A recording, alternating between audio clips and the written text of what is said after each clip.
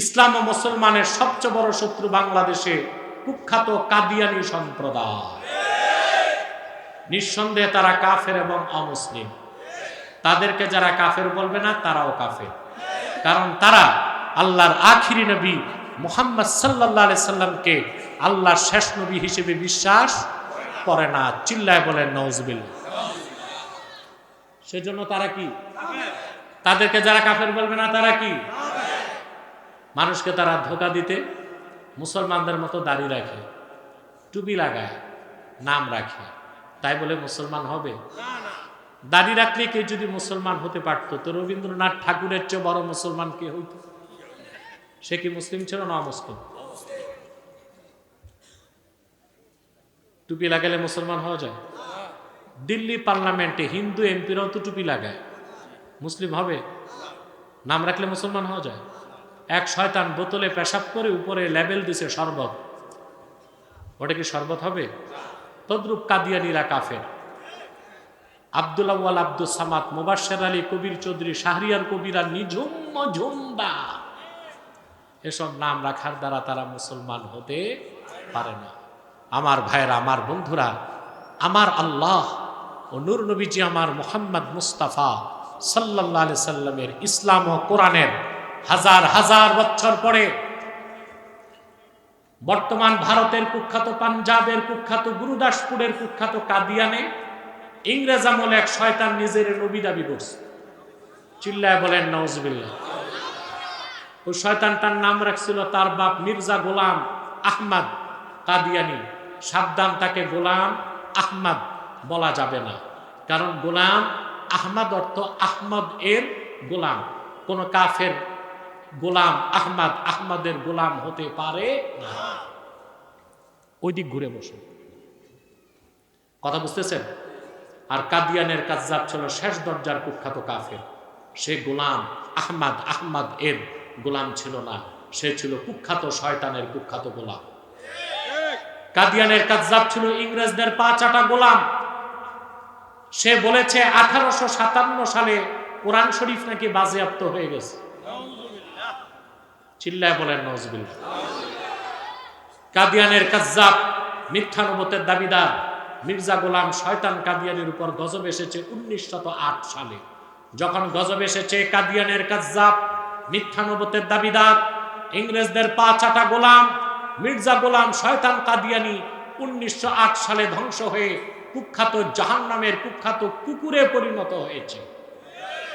তার অনুসারীরাও ধ্বংস হয়েছে। বর্তমানে কিছু কাদিয়ানী বাংলাদেশে আছে।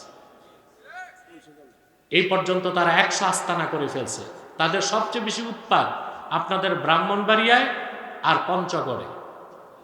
বাংলাদেশে 100 আস্তানা তারা করে ফেলছে। নাম পরিবর্তন করে করে তারা নিজেদের পরিচয় দেয়, মিথ্যা পরিচয় দেয়। কখনো নিজেদের পরিচয় দেয় আহমদি জামাত, কখনো বলে আহমদিয়া জামাত, কখনো বলে আহমদি সম্প্রদায়, কখনো বলে আহমদিয়া সম্প্রদায়, কখনো বলে আহমদি মুসলিম জামাত, কখনো বলে আহমদিয়া মুসলিম জামাত। সাবধান, যত কাদিয়ানি ছিল আছে থাকবে, তারা কেউ আহমদি জামাত নয়, আহমদিয়া জামাত নয়, আহমদি সম্প্রদায় নয়, আহমদিয়া সম্প্রদায় নয়, আহমদি মুসলিম জামাত নয়, আহমদিয়া মুসলিম জামাত নয়, তারা শয়তানি জামাত। কুখ্যাত জাহান্নামের কুখ্যাত কুকুরের দল। আমাদের সকল দলের একটাই দাবি, অনতিবিলম্বে স্বাধীন বাংলায় শয়তান কাদিয়ানীদেরকে রাষ্ট্রীয়ভাবে অমুসলিম ঘোষণা করতেই হবে, করতেই হবে, করতেই হবে। এই দাবি আদায়ে যদি জান ও মাল দেবার ডাক আসে, কারা কারা প্রস্তুত আছেন হাত তুলে দেখা। প্রিয় ভাইরা, তারা তাদের উপাসনালয়কে মসজিদ বলে, এটা মানবেন? কাফেরদের উপাসনালয় মসজিদ হয়? বাংলাদেশে কি হিন্দু, বৌদ্ধ, খ্রিস্টান নাই? আমরা কি তাদের বিরুদ্ধে মিছিল করি? কেন? তারা কি পরিচয় আছে, মুসলিম না অমুসলিম? কাদিয়ানীদেরও থাকতে হবে অমুসলিম পরিচয়ে, তারা কাফের। আর হিন্দু, বৌদ্ধ, খ্রিস্টানের উপাসনালয়কে কি মসজিদ বলা হয়? যেহেতু কাদিয়ানীরা ইহুদিদের চেয়ে নিকৃষ্ট কাফের, সেজন্য তাদের উপাসনালয়কে মসজিদ বলতে পারবে না। সেটাও অমুসলিমদের উপাসনালয়ের মতো একটি শয়তানি আস্তানা ছাড়া কিছু না। 100 আস্তানা, 100 সেন্টার তারা বাংলাদেশে করে ফেলছে। অতএব তাদের বিরুদ্ধে আপনাদেরকে সোচ্চার হতে হবে, তাদেরকে নির্মূল করার জন্য আপনাদের ঐক্যবদ্ধ হতে হবে এবং রাষ্ট্রকে বলতে হবে, রাষ্ট্রের দায়িত্ব শুধু সংখ্যালঘুদের অধিকার রক্ষা নয়, সংখ্যাগুরু যারা, যাদের রক্ত পানি করা ঘামের পয়সায় ডক্টর ইউনূসের গাড়ির পেট্রোল চলে, মন্ত্রী চলে, এমপি চলে, প্রেসিডেন্ট চলে, সেই মুসলমানের দাবি মেনে নিতেই হবে বাংলাদেশে। এই দাবি আদায়ের জন্য যা যা করা দরকার আমরা তা করতে প্রস্তুত আছি। তাদেরকে অর্থনৈতিক সহযোগিতা করবেন না? করেন? জি করেন। প্রাণ কোম্পানির যত জিনিস তাদের, সেজান কোম্পানির জুস তাদের, আর FL এর পণ্যগুলো তাদের, প্রথম আলো নামের প্রথম অন্ধকার পত্রিকা, ডেইলি স্টার এবং ভিশন এগুলো তাদের। নৈতিক দায়িত্ব হিসেবে এগুলো ধরবেন না, কিনবেন না, বেচবেন না, মনে থাকবে। বিশেষ করে প্রথম আলো নামের প্রথম অন্ধকার পত্রিকা, এটা ইসলামের শত্রু, মুসলমানের শত্রু, বাংলাদেশের শত্রু। এটা চলে CIA এর প্রেসক্রিপশনে। 1/11 ঘটনা ঘটছিল না? কথা বলেন। ওই যে ফখরুদ্দিন মঈনুদ্দিন আসছিল, ওটা একটা কনস্পিরেসি, চক্রান্ত ছিল কিনা? কথা বলেন। চক্রান্তের হোতা কে ছিল? আমেরিকা। সাব কন্ট্রাক্ট দিছিল ভারতকে, সাব কন্ট্রাক্ট দিছিল ভারতকে। তখন থেকে ফেসিবাদ শুরু বাংলাদেশে। 16 বছর এদেশের মুসলমান নির্যাতনকে বরদাস্ত করেছে। আপনারা যাকে মায়ের মতো মানেন, আপনাদের নেত্রী খালেদা জিয়াকে ট্রিটমেন্ট করতে বিদেশ যেতে দেয় নাই। তারেক রহমানকে 16 বছর তার মায়ের কোলে আসতে দেয় নাই। সব কিছুর জন্য দায়ী হচ্ছে 1/11 সরকার।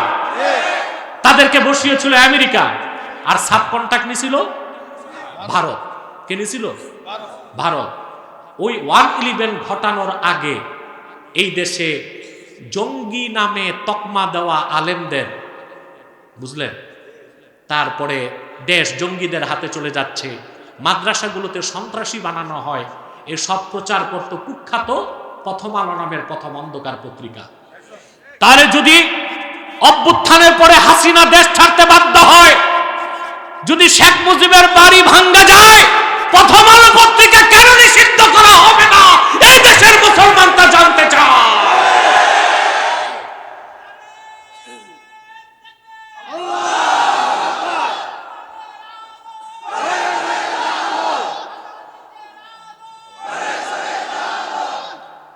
তাহলে বোঝা যায় বিপ্লব সফল হয় না। বাংলাদেশ থেকে প্রথম আলো নামের প্রথম অন্ধকার পত্রিকা নিষিদ্ধ করতে হবে, আর তাদের পত্রিকা অফিসকে মাটির সাথে মিশায় দিতে হবে। কেউ যদি না করে, আমরাই করবো ইনশাআল্লাহ। আরেকটা বিপ্লব হবে দেশে, অপেক্ষা করুন যুবকরা। সেই বিপ্লব হবে ইসলামের স্বার্থে, বাংলাদেশের স্বাধীনতার স্বার্থে, মুসলমানের দাবি আদায়ের লক্ষ্যে। আল্লাহ আমাদেরকে ইমানদার বিপ্লবী হিসেবে কবুল করুক, বলুন আল্লাহুম্মা আমিন। আরেকটা ফেরকা বের হইছে, হিজবুত তাওহীদ, খুবই মারাত্মক। এরা যুবকদেরকে নষ্ট করে হানি ট্র্যাপ দিয়ে, কি দিয়ে? যুবকদের শিখায় যে ছেলে মেয়ে যদি রাজি থাকে, মানে মিয়া বিবি রাজি ক্যা করেগা কাজী, ছেলে মেয়ে যদি রাজি থাকে তো বিবাহ ছাড়াও ফিজিক্যাল রিলেশন হতে পারে। নাউজুবিল্লাহ বলবেন না? এটা জেনা কিনা? তারপর ওরা বলে পর্দা বলতে কিছু নাই, বলে নামাজ হচ্ছে ট্রেনিং, ওযু থাকলেও নামাজ হবে, ওযু ছাড়াও নামাজ হবে। ইসলামের পরিভাষাকে বদলাতে চায়। ইসলাম বলে না, বলে ইসলাম। ইমাম বলে না, বলে এমাম। কিতাব বলে না, বলে কেতাব। এগুলো হচ্ছে ইহুদিদের এজেন্ট। এদের খপ্পর থেকে যুবকরা দূরে থাকবেন। আরেকটি অমুসলিম সম্প্রদায় আমাদের স্বাধীনতায় হাত দিতে চাচ্ছে, এটা হচ্ছে খ্রিস্টান মিশনারি কর্তৃক পরিচালিত ঈসাই জামাত। খ্রিস্টানদের একটা দল নিজেদেরকে খ্রিস্টান বলে না, বলে আমরাও মুসলমান, তবে আমরা ঈসার উম্মত মুসলমান। নাউজুবিল্লাহ। ঈসার উম্মত মুসলমান না খ্রিস্টান? 1978 সালে ঈসাই জামাত বাংলাদেশে কাজ শুরু করছে। এই পর্যন্ত 2.5 লক্ষ মুসলিম পরিবারকে খ্রিস্টান বানাইছে। তাদের টার্গেট, এই জন্য আপনারা ওদেরকে চিনেন না, কারণ ওদের নাম পরিবর্তন করে না।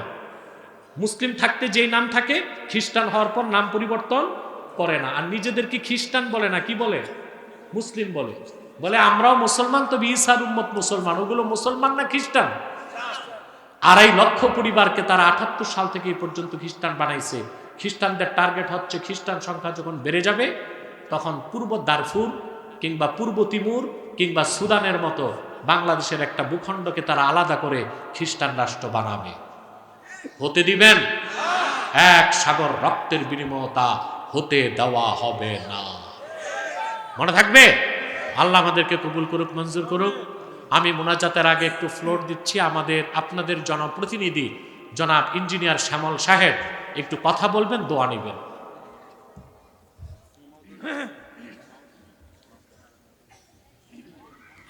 এই উঠছো কেন? এটা কি অবস্থা? একটু পরে তো মোনাজাত হবে।